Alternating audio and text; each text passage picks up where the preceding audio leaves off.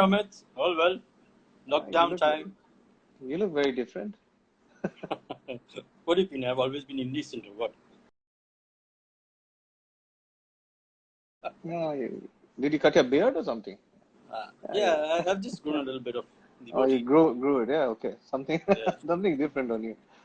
How you doing? All good? Same face becomes monotonous, no? Especially for the people at home. Yeah, spending a lot of time at home. Yeah, but I've been going out to look after the course management. We got the Malis staying on the course also. So I go maybe once in 2 days, 3 days, look at the greens, see what they are doing, check it out. And I've got Right. two young boys also there. They've been playing, practicing, looking after the job. So far so good. Not bad, not monotonous. Fantastic. So it's not going to be very affected by the closure. I mean, the greens and stuff like that. The maintenance and all won't be that much of a problem. Not because you see, we have the eco park facilities which have to be maintained. So there's a whole lot of these guys, the Malis, they stay at the park, and therefore we've been able to maintain the place well. So it's not a total lockdown as far as the facilities are concerned. Right. So the upkeep of the facilities have to go on. Okay, that's what's happening. So I'm happy because the greens are playing well. I just checked it out day before yesterday. It was quite slick. So hopefully the guys coming back will have a good time on the course. That's what. That's how someone asked me. I went out to get some essentials today, and someone asked me. One of the golfers asked me. So we're gonna get some great conditions when we go back, when the course is open, because I guess even with minimal staff, I think people are getting it maintained a bit. Yeah. Now I don't know about other courses whether Malis they're not, like say for RCGC, most of the Malis stay on the golf course. So they live on the golf difficult course. for them to maintain the course. But places where you have the guys coming in and working, that would be a bit of a problem. Right. So far, so good. So tell me something about yourself, Neil. And I know you've been playing golf since you were a kid, and we've known each other since, I don't know, I don't even remember how far. Yeah, I have no idea how long it's been, but yeah, ever since I went to the club, I've seen you around. So, and I went there about what 40 odd school, years back. Club. Yeah, that's right, school as well. That's right. Yeah, your dad and my dad were friends, so that's how it went on, I think. And go back long way down memory lane. So to start off, it's like you know about my golfing times. Been playing golf since we were kids, because our fathers were again very passionate golfers. More than golfers, they were club addicts. They were more of clubbers than golfers. That's right. And it so happened that around 96, 97, I got tired of doing the same old job of making computers, selling computers. I was in the field of electronics, and playing a lot of golf that time. Right. And suddenly, this bug of exploring the Himalayas bit me, and I said, "Okay, enough of it now. Let's go and explore the Himalayas." So, not much probably I'll be able to do as far as golf is concerned and work is concerned in Calcutta, because it was getting a little boring. So that's the time SSP was playing very good golf, and he wanted to. SSP had something to do with you, didn't he? Yes. So I remember from a long time back. Yeah. Right. So SSP's brother was my caddy, and as my crazy brain was that I shifted to a house just next to RCGC to play and practice more. And SSP and me would, he was a young kid, and he was very passionate about the game. And he would follow me whenever I was at the club, right from the morning, because I stayed just next to RCGC, next to the gate. So he would come in the morning, and then we would have tea together, go out to the range, hit balls. He would also practice. And then when I left Cal, I gave him my set, because he didn't have a set. And during the times that I would not practice, my set would be with him. So that was his first set, and he did good to it. But that set has got a long history. I don't know whether Brandon remembers it or not. This was a Ben Hogan Apex 2, which Brandon played with. So yeah, I remember Brandon and Apex yes, golf set. yes. Yeah, So that's the time you would get these sets from the IGU. Remember? Right. And the Honmas, the Ben Hogan, then I think a couple of other brands. I don't remember. So I took the set from Brandon because that's the extra stiff shaft. So since I had quite a wide swing, it suited me well. And SSP set on to those clubs quite well, because his swing is also a little quick, and he adapted to the set, I guess. So after Brandon, it was me. Then after me, SSP, and of course, that was again history. So I still have those set of clubs. And, oh wow! And yes, I preserved them because that has a lot of history, and it's a memorabilia for me, because SSP's made it big with those clubs. And then now the set that I play with has been gifted by SSP. So I went off golf. I went into adventure, trekking, hiking, and all. And then there was this need of the hour when the Gorkha land problem started, because I was based in Darjeeling. Darjeeling. So because of Darjeeling Hills, Sikkim also got affected, and I married a Sikkimese lady, settled down in Sikkim, and when this problem started, I had to relocate to Bengal because I had a camp running by the riverside and doing all sorts of adventure like rafting, hiking, and paragliding, stuff like that. So I chose the coastal area, which is famous Digha, as it was popular. But a new area got developed called Mandarmani, which is absolutely pristine. You could drive your car on the beach, and the place was absolutely suitable and appropriate for parasailing. So we started off parasailing there, along with sea kayaking. So before that, I went to Bangkok, went on to Pattaya, Phuket, and all, and see what kind of stuff they are doing. Because, as you know, adventure is a very, very delicate sport. It's risky. You are playing with people's lives, so till you don't have the proper infrastructure in place, proper instructors, you should not get into it. So I started that off, and then this went on from 2010, and in 2012, the new government came in Bengal. As in Calcutta, that's right. Yeah, the change, and that is when they decided to develop New Town area. So this is the new part of Calcutta, close to the airport. And I was called in as a consultant to develop the Eco Park. It's a huge park, huge area. I saw about 500 acres of fallow land to be developed. So we started off with kayaking and zorbing and cycling in the park. And then I saw a huge potential, because you see, this new area was developing into the future IT city, or the IT hub of Calcutta. And as our assumption or thought process was correct, now it's the main business hub of the city. The Salt Lake, Sector 5, Newtown. So I had put in a proposal of, though I was out of golf for a long time, but then I said, why not start it off? Because there are a lot of people who are keen on learning the game, but with Tolly RCGC, there's very limited scope, because you need to become a member before you start actually learning to play. So I thought that maybe this would be the right place for people to get a hands-on experience. And the proposal was given into the government. They accepted it.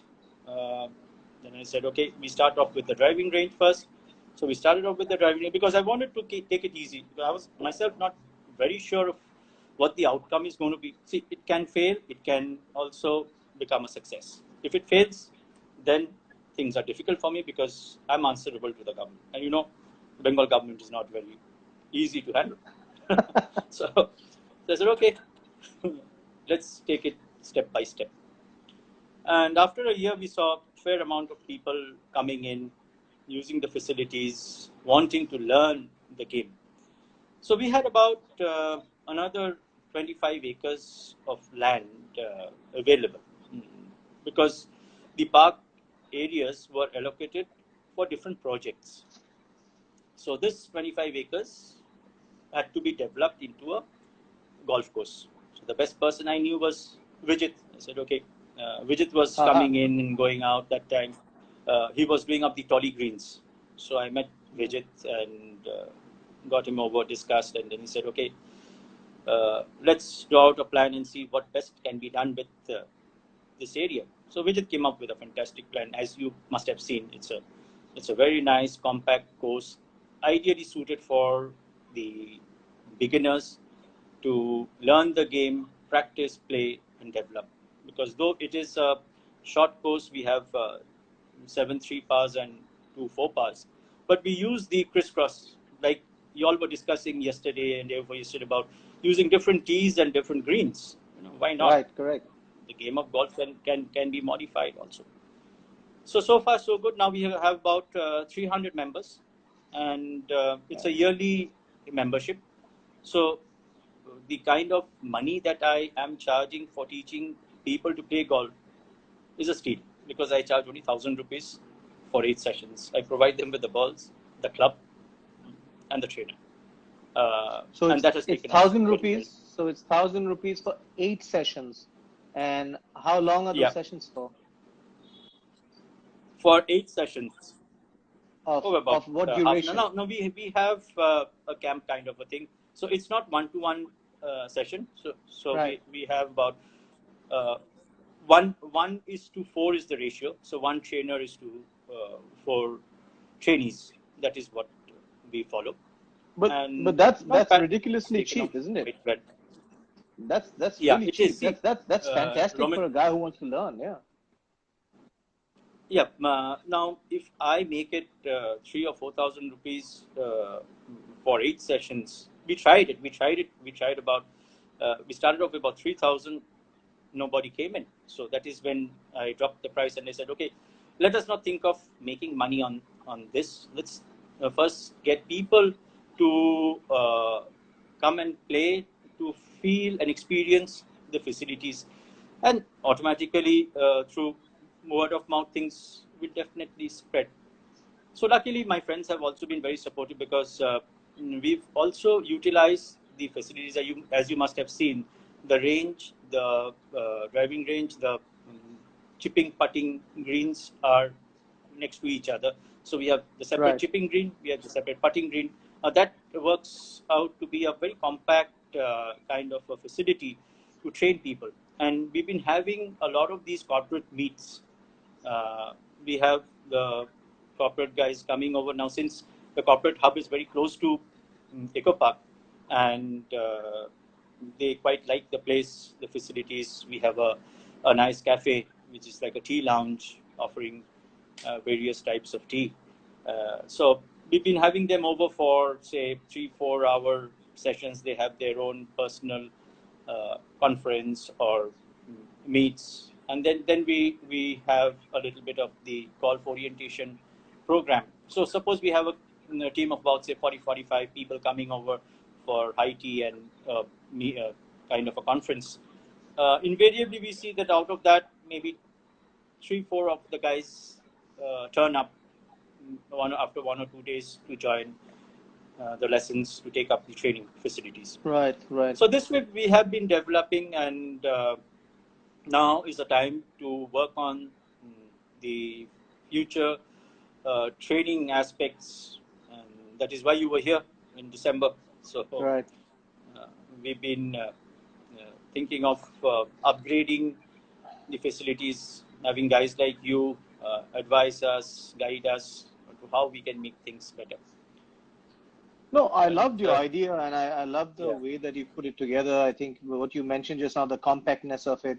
I mean, how many bays did you have on the main covered range? You had we have 12 bays on the covered area, and we have got ample of grass sitting area. That's one very good thing.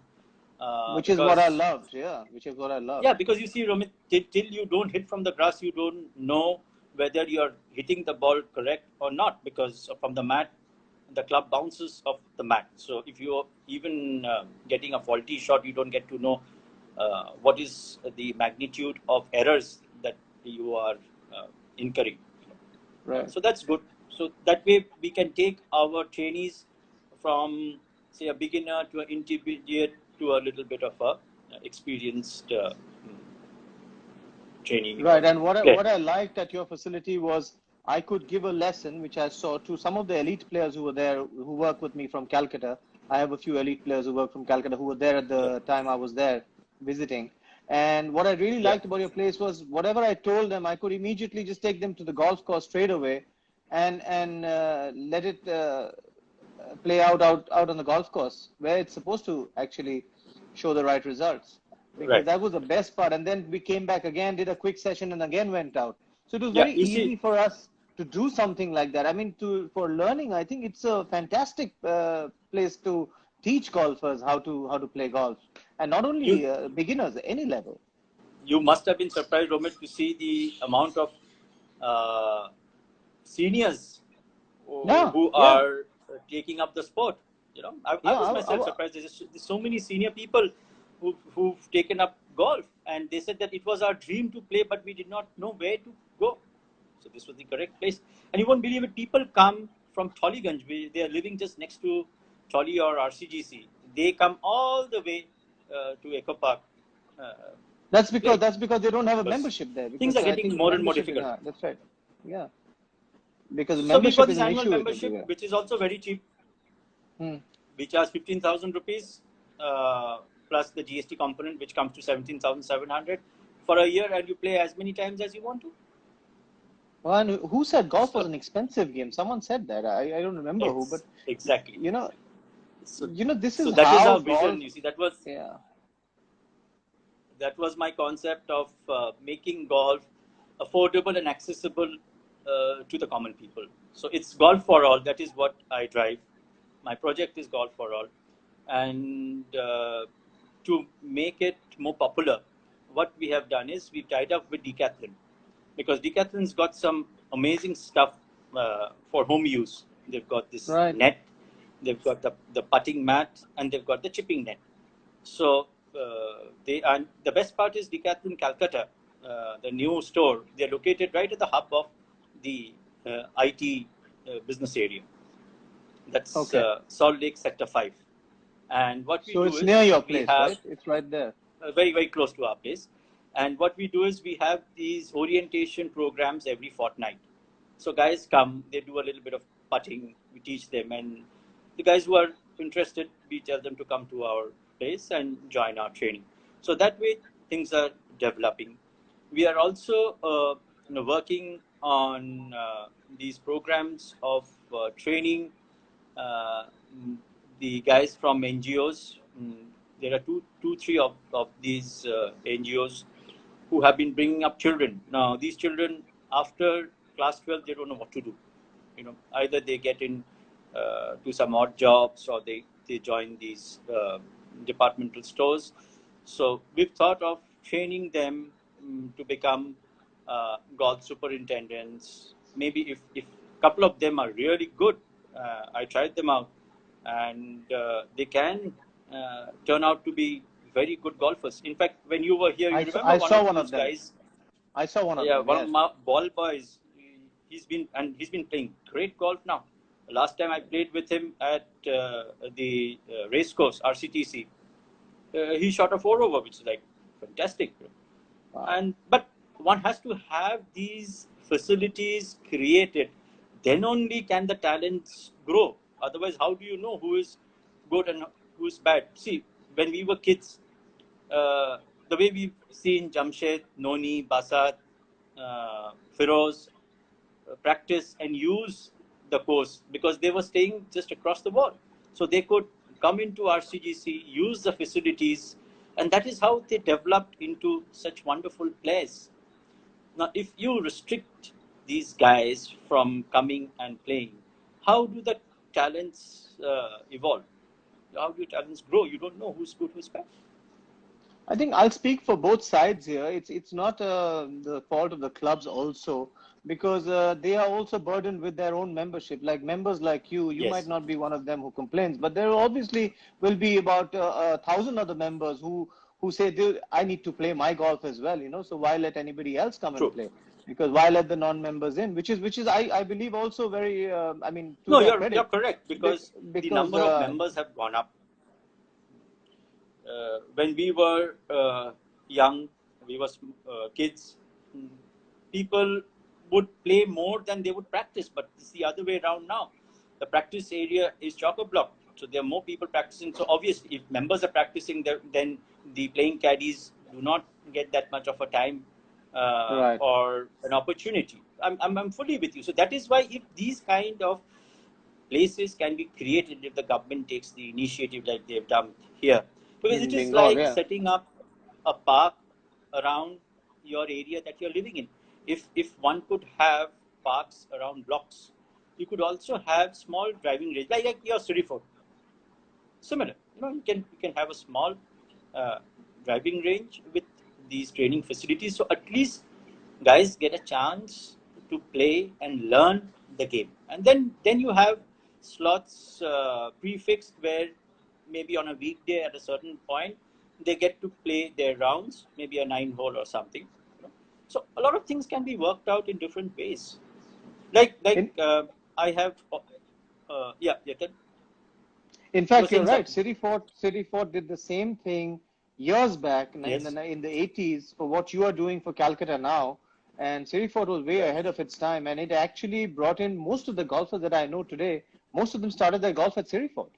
And Exactly. because it had the driving range as well as that pitch and putt golf course at the back. True. And I think tons of kids, even today, I mean, a lot of little kids, even senior citizens who come out and practice and then go out and play at the small pitch and putt golf course. I think it's a fantastic little model to have in every city. I wonder why no one ever came up with these models. And I asked this question one, and they said that, you know, golf courses, unless they're within the town plan, right in the Yes. beginning of in the inception stage, it is very difficult to have a golf course because land cost is very expensive later on. True. So I guess when Newtown was being developed, this area was already earmarked and No, it was was meant to. not. See, Oh, it wasn't? was not. That's the best part of it, because the authorities never had any clue of what golf is all about. So it was Okay. me who put in the proposal, and when I put in the proposal, that is the time that they had not even thought of having a facility like golf. So they said that, okay, we will wait and watch. And 2013 we started off with the park. 2017 we went on to have the driving range. So you can see there was a 4 year waiting period till things developed in Newtown, till we came up with the driving range. But again, Right. that entire setup of mm, the 9 holes and the driving range is a very compact thing within 25 acres. Now, I'm quite sure 25 acres is not a very big area. Uh, a lot of the townships, maybe I'm not talking about cities, but could be, say, satellite towns, could have these facilities coming up. And Vijit is the right guy to suggest and advise how it is to be done, because this is actually going to make the game accessible and affordable, and also make it popular. I totally agree. And, you know, there was also a request for one of the viewers. He says, we request you to build such a project in Jammu as well. But I believe Jammu already Yeah. also had something which was built by Vijit. Not Vijit, by the government. I'm not sure, Vijayji, if that's still functional, but I believe there was a project which was on in Jammu. And I believe they also had a very good golf course which was meant. I don't know whether it was a public golf course, but the ones I played in Srinagar, anybody can pay and play. I think you could just walk in, pay a green fee, and play. True. So, but this is the model. Like Yeah, this is the Palm model of Spring the is there. future. Yeah, Royal Spring. Palm Spring, and yeah. So Royal Spring. this model can be replicated anywhere, and it's a proven model, because the maintenance that you require the amount of money that you require to maintain a golf course is not there, because this is a compact setup. It would probably be the same as maintaining a cricket stadium or a cricket pitch, a little more or less of that. So, so coming to this point back again, so there was a question also from another viewer. So I'm going to just twist it a bit before asking. Mr. Arvind Siro is asking the same question. And he basically, again, is hitting on that same note that we've been facing for so long. And maybe there's a misconception somewhere. And it says probably the feeling that golf being a rich man's sport, so basically the governments may not be very comfortable getting into it, or, you know, taking a plunge to make such golf courses because they think it's a rich man's sport. So how much money are we talking about here as an investment to build something like what you guys have done? How much does it really cost? Well, see, I would say that it is maybe up to us to drive this, because see, the government also would be looking at creating facilities for the citizens, for the residents, for the neighborhood, and it is how it is placed and how well one can convince them. Now, in my case, it was easier because I had one-to-one interaction with the head of the department, Mr. Devashish Sen, and he was looking into the matters of the development of Newtown. Well, I was lucky that way. And again, it was just Vijit, me, Mr. Sen, and Mr. Nyogi. This was our team. So 4 or 5 people, we would take the decision. But I don't know how it would work in other cities or other towns. But I'm quite sure that the government down the line, if they realize that this is a sport which would also get them a little bit of revenue in the long run, because it's definitely a revenue generating model in the long run. And not only that, golf is a game which now is not regarded as a rich man's game, because a lot of common people are playing. There's so many caddy turn pros who are doing exceptionally well. So it's the mindset that I think the government needs to have to create this kind of facility. Now, coming to the cost factor, see, the entire setup, including the equipments, the facilities, would come to something about, say, 10 to 15 crores. That is starting from the grassroots level. Like in our case, it was a part of the wetland where a lot of filling need to be done. I think Vijit would be the right person to answer this question, because he had been supervising the place right from the beginning. And though I've been there, but cost part, he would be able to answer better. Vijit, if you're there, can you just put in your bit, please? He did. Yesterday, he said it would cost somewhere between 50 lakhs to about 90 lakhs an acre. So here, if you have about 25 acres, and if it's about, I'm just saying at the bottom most 50 lakhs, so that gives you about that 10 to 15 crores, which you indicated. So I guess, at the highest, maybe about 20 crores to 25 crores at the best. True. So I think that is what a 20-acre plot would cost. And if you want to double it to 50 acres, then you just multiply it by that cost that Vijit put out yesterday. Which is I think, absolutely fine.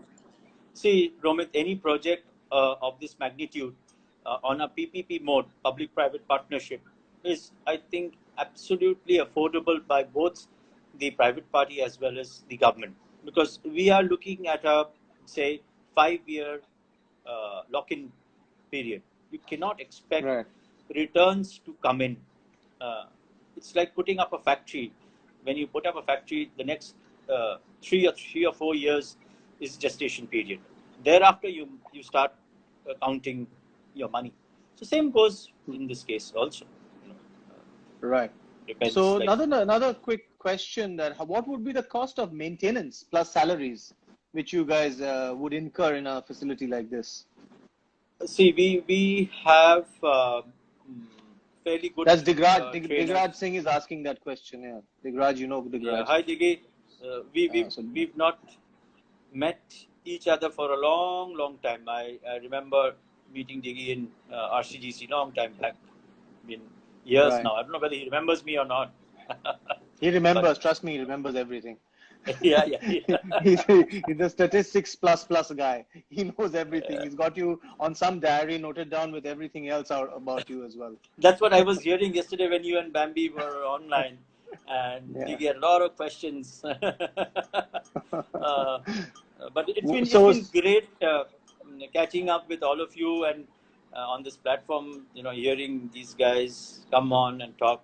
And so coming back to the salary part, see, it all depends on your trainers also, barring the Malis and the other course maintenance guys. If you have good trainers, which you have seen, Romit, we have Tarok, who is one of the senior most guys in Calcutta at the moment. Then we have Chini's son, Akram, and there's another guy called Rafiq. So these are the three senior guys who are certified trainers, and along with them, I double up. I fill in wherever, because I'm more on the administrative part. I look into the other things also.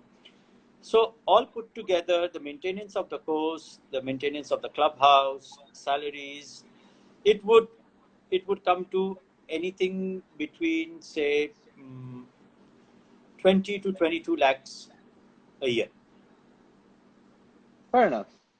That's say good. uppermost limit of say a cap of 25 lakhs maybe, which is not a very, very unattainable target if you have your figures right, and if the marketing is good. As I said, that for me it's a matter of getting more and more corporate guys to come and experience our facilities, because that is where we get more golfers coming in to take part in the training. And now with you around, I think we'll be working on the junior programs, because as you must have seen, and you all have been talking about it, that our course is best suited for the development of juniors. They feel good when they hit the greens. They feel good when they putt there. The obstacles that are there, the bunkers, the position of the tanks, it's absolutely fine for the juniors to play and grow on this course. No, not only juniors. I think anybody willing to take up golf as a sport, as a recreation, or whichever way they want to take it up. I think it's suited to everybody who's willing to play golf. And I think what you've mentioned with your 300 members and at the subscription fee that you're charging, I believe you're already making good profits. Because then comes the training part, like you said, then the sales are there, the restaurants running. So there's a lot of good things happening over there. And the golf course is a very viable proposition for someone with that kind of investment, which was made by you guys earlier. And if the government is with you, there's no doubt about this project becoming a success anywhere. A lot of people think, oh my God, it's very expensive and it cannot be done. But here's someone like you who's actually landed it and is actually reaping benefits out of it. Yeah. So we are encouraging more and more people to come pay and play, because it's a pay and play facility.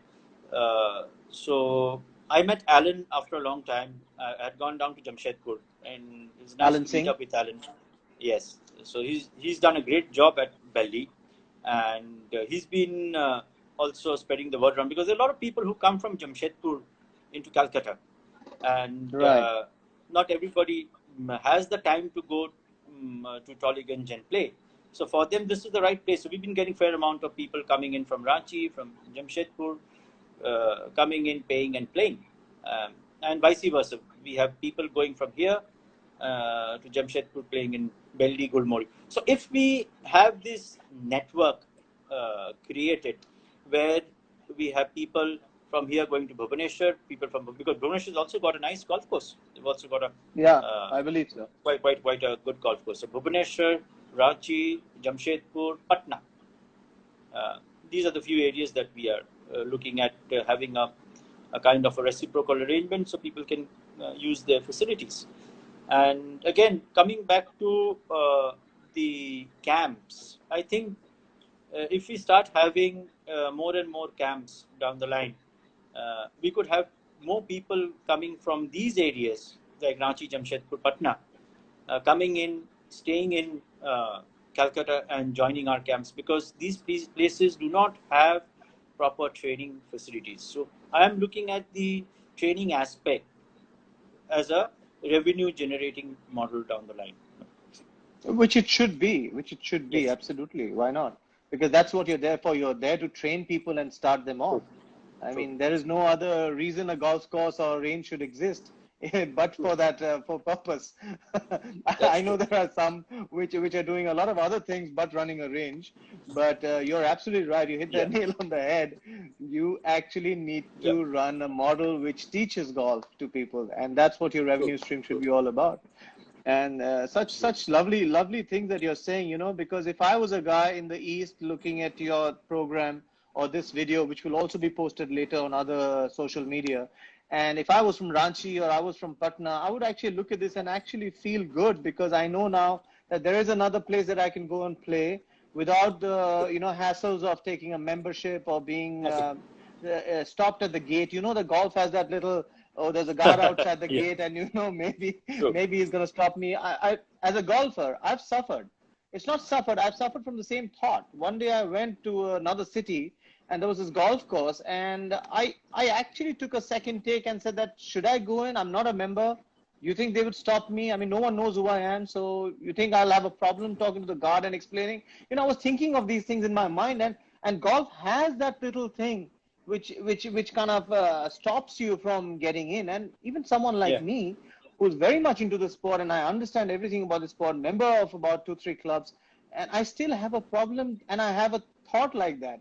You know, so for that thing to occur, it was weird. Whereas in America, I can walk into any golf club and not have a problem, because I know it's accepted norm that you can just walk in, go to the pro shop, pay the guy and play. And that's, I mean, it's a little difficult here with the membership tag, which is outside every golf club and says rights of admission reserved. So there is a little, you know, negativity about that. And I think that's why people think it's a rich man's sport, it's an elite sport, bade log ka khel hai, you know, that kind of attitude comes in because it's not reachable. But what you've done is great, because you've actually brought this game right to the doorstep and said, hey, listen, just walk in, play, pay and play, do what you feel pay like. And play. Yeah. That's it. And another thing that also has helped us to grow is because it is situated in a public facility like the Eco Park. So there are a lot of people who come in to Eco Park to see the Seven Wonders. We've got some fantastic stuff at the Eco Park. We've got the Seven Wonders, we've got a tea garden, we've got cycling, kayaking, segways, you know, so there's a lot of entertainment. It's like an amusement park. So when they come to see the golf facility, they come up and they want to try a hand. So I said, okay, why not? Just pay $200. We give you 50 balls. We teach you how to hold the club and have a go at it. And you won't believe it. Out of every 50 guys who turn up to hit balls as a visitor to the park, at least one or two come back and join our training. And maybe he turns out to be a junior executive in one of the companies, or these are called aspirational golfers, because golf as a sport has become quite popular now because it's on TV. That you open your Facebook, there are so many posts on golf. So people have also started liking the sport, and since this place is easily accessible, they come and join our training, and that is how things have grown. And we got so many of these kind of guys, you know, junior guys who are working in IT companies, very, very junior level, and I quite support them also, and I help them out, and that is how things are developing. Another thing which we have been looking at is because we have a Eco Island resort within the Eco Park, and it's beautiful. It's one of a kind, very close to the airport. Fantastic looking place. I love that place. Yeah, excellent. You've seen it. You don't feel you're in Calcutta. Yeah, I don't think I'm in India sometimes. It's beyond anybody, you know. Yeah. Exactly. And since its proximity to the airport is only 15 minutes, I'm trying to take advantage of that and getting more and more people to come stay there while their families, their kids go around and use the facilities of the park. The golfers can play golf here. So it's like staying in a, say, golf resort or a country club, but something like Tolly. Why do people prefer to stay at Tolly? Because every single member of the family has got their own thing to do. You want to play golf, you play golf. You want to swim, you swim. You want to go horse riding, you go horse riding. So here also, since we have these activities and amusement activities, or even if you want to just laze around at the park, you can do so. You can go for a walk in the morning.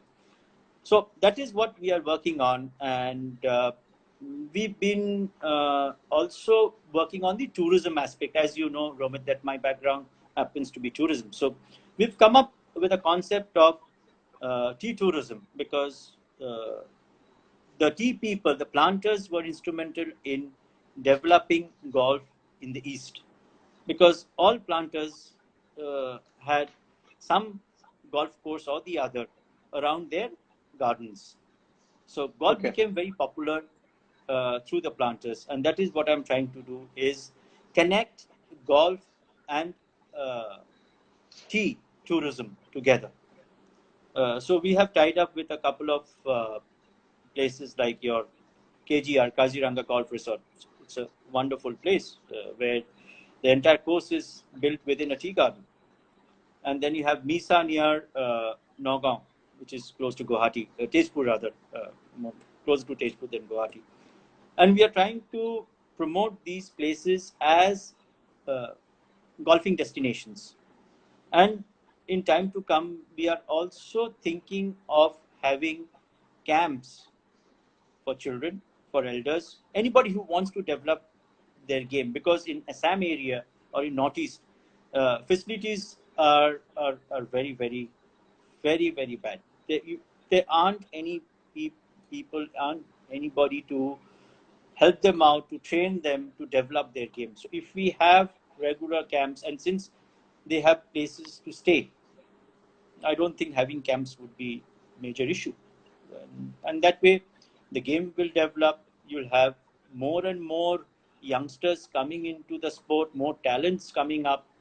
And let's see, that is what we have been planning on. And hopefully things would be better. I only wish that the COVID lockdown was not there at this point of time, because this has been the major time for us to grow, and it has taken a backseat. Things are going to take time to come back.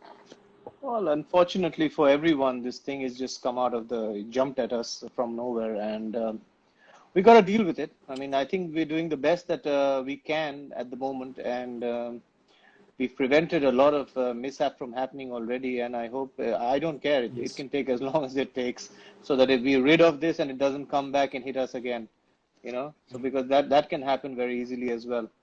Okay, we go back to some questions and comments by some of the guys.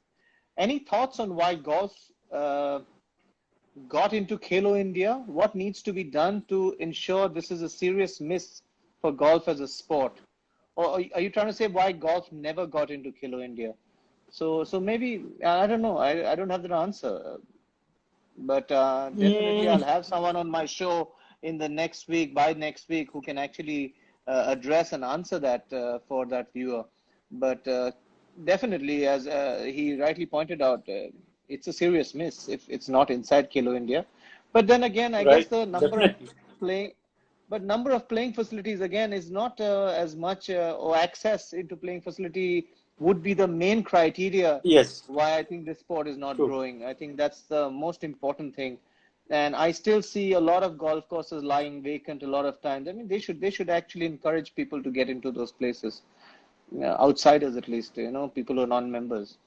What I feel, Romit, is that if we had the option of having more simulation stations around the city, like you have game parlors. If you can have a bowling alley, you can also have an indoor golf simulation, and that a simulator can work both ways. It can be used as an entertainment for guys to come and try a hand, and it can be used for training as well. So I'm working on that area also in time to come, because if we have these kind of facilities running, then only people will get to know about it. Because unless until a person does not get his hands on the game, how does he know whether he will be able to take it up and take it further or not? And as because you see, golf is not like cricket or football that you can join, you can learn, play, and join a team, or play around your backyard also. There are so many other aspects to the game. After you learn to play, there are 13 clubs that you need to get used to, get your hands on, get the feel of it, get to know the proper usage of these clubs. Then you need a course to play on, to test yourself. I'll interrupt you. I think you've got the idea right, but you know, you're saying this because you already have the product, which is the golf course and the academy, ready with you, and then maybe the simulator systems or the parlors do sound attractive to you, because a lot of people who think about the simulator parlors don't have a facility to send people to later. But in your case, you already have a facility. And therefore, now if you launch your system, it just sounds more attractive and more doable. Whereas if I'm sitting in Delhi and try opening up these parlors, I'm going to definitely get milked in the real estate. And I have nowhere to send them, because the clubs will shut their doors to them or charge an exorbitant green fee. And this guy will come back saying, why did you teach me how to play golf when there is no place that I can go and play golf at? You know, that's true. So that's what I think the public golf courses and ranges are the first thing that we should look at. What you have created here, I think, is a model for all states to actually look at, try to see what you've done, and create things like this in the city or in the vicinity. I mean, 20, 25 acres, even in the city, is not a bad deal. It's not a big thing. I mean, we're not looking for 150 acres. I think any park is what, about close to 5 or 6 acres, maybe. Any park around any residential block that you get to see. Yeah, and I'm not only saying parks. There are land areas, there are land masses which are, you know, like we live in Delhi. There's a lot of land mass around the Yamuna River, which can be easily converted into something like what you've done. And then not even 20, there's much more than 20 acres out there where the Yamuna never flows. I can tell you, I'll give you a guarantee that it never comes up. There hasn't for the longest time.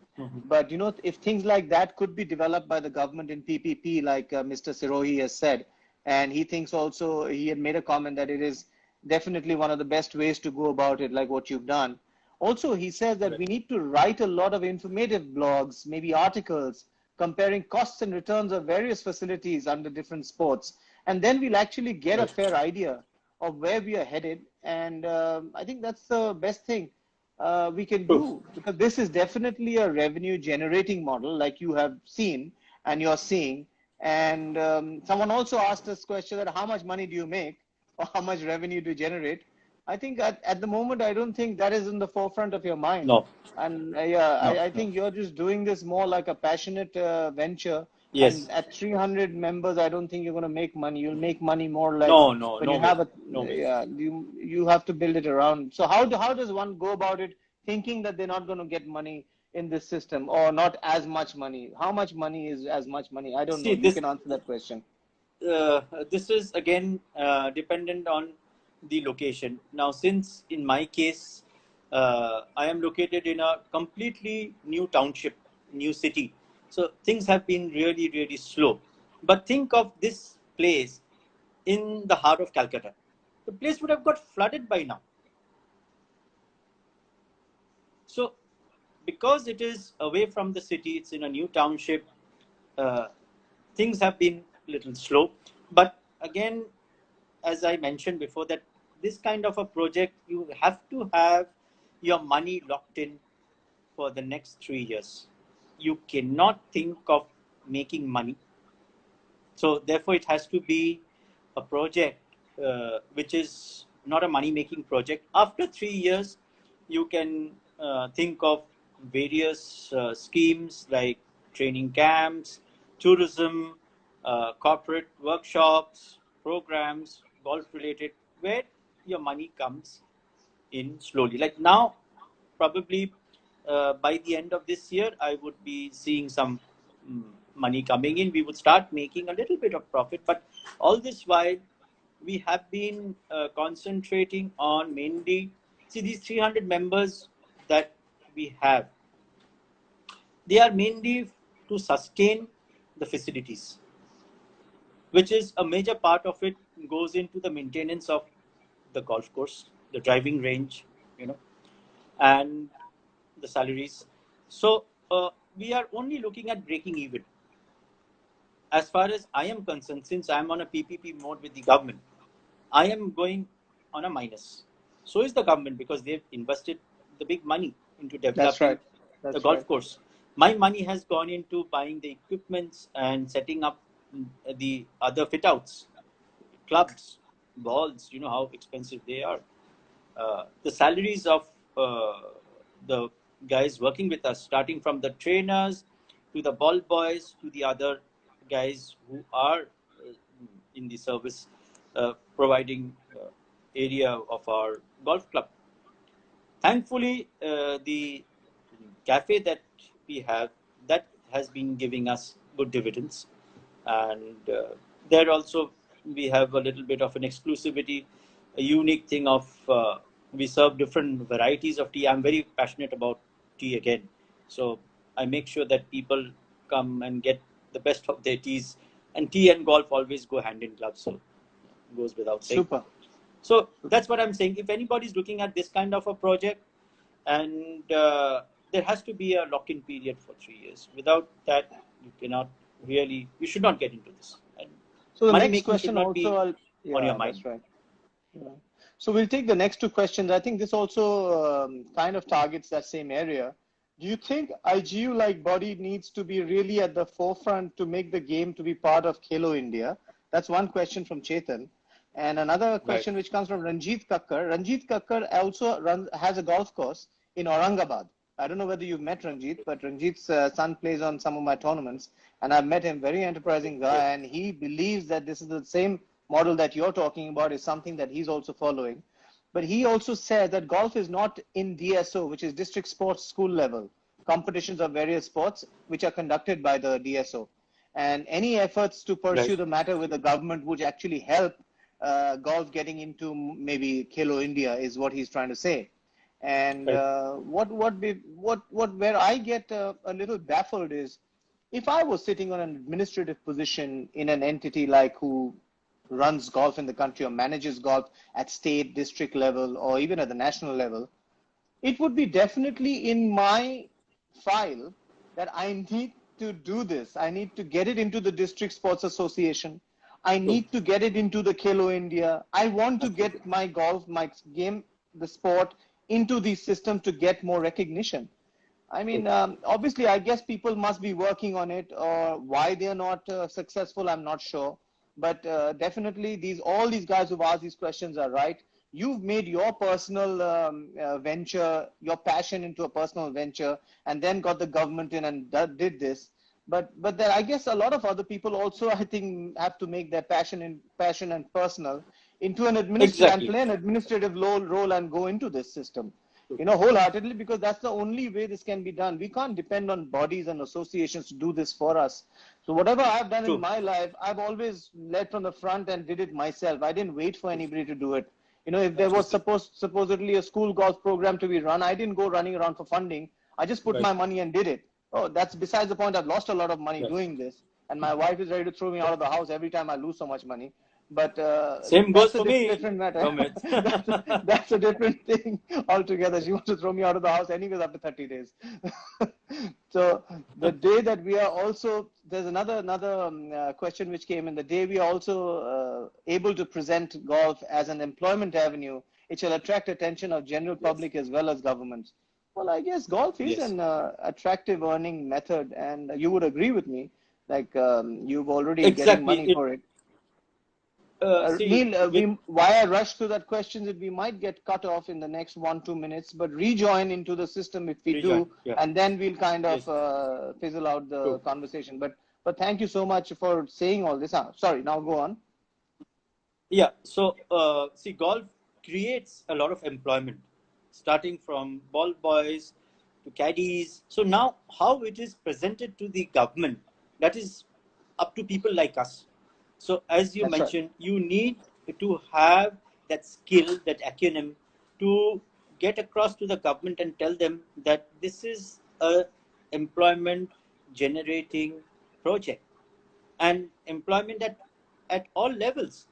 If a guy can put up a stall selling muri and puchkas and all, he rather join the course and do his caddy part. From a caddy, they become trainers. From trainers, if they are a good players, they become professionals. So it is all woven together. How you present it to the government is entirely up to you. So we need when we rejoin this, I'm going to ask you which government department we need to talk to get something like this going, because we don't know. We are all golfers. We are very we don't have the intelligence too much in the other systems. But I would like to know from you how you went about it. And which government department, who are the guys we need to talk to? Which department? You don't have to tell us the names, but which departments we need to actually talk to get this going? Because that is very important for people who would like to do this, or people who would like to improve facilities and develop facilities. So when we rejoin on the other side, maybe I'll end this session right now, and then I'll link up again. All right. Fine. So let's end this session, because otherwise we get cut off in between. And then what the question that we start with is that one, that what did you do? Who did you go to? And that's exactly what we want to know and how to get about it. Yeah. Okay. So I'm going to end it and we rejoin, guys. Again. All right.